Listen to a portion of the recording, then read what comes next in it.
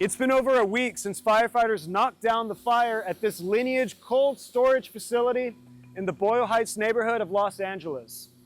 Over 40,000 tons of meat and other food has been left to rot, and it smells terrible. But even though the fire has been extinguished, residents whose homes were affected by the smoke may feel the health effects for a long time to come.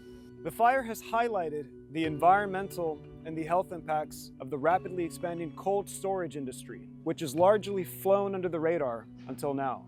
Cold storage facilities like this one use ammonia for refrigeration, which can be fatal if inhaled. The warehouses are insulated with thick foam made of combustible materials that are potentially carcinogenic. These warehouses also contain huge volumes of highly flammable plastic-wrapped foods. Rima Habre, an epidemiologist at the University of Southern California, told me that the harm for residents could be severe. It's very hard to know what was being emitted.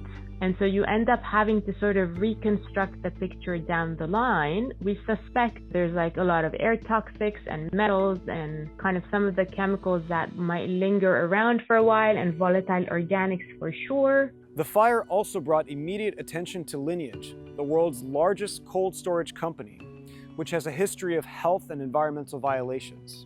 The company didn't respond to Capitol and Main's questions about its environmental, health, and safety record. In 2024, a Lineage cold storage warehouse in Washington state burned for 60 days before it was demolished.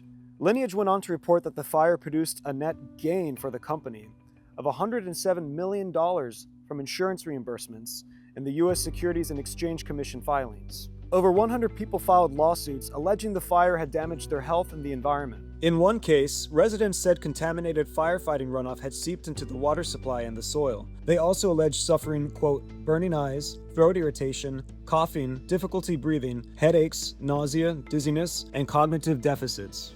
Lineage said it donated $2 million to the California Community Foundation. It's not clear whether any of that money has helped residents in Boyle Heights. For this community, the disaster is far from over.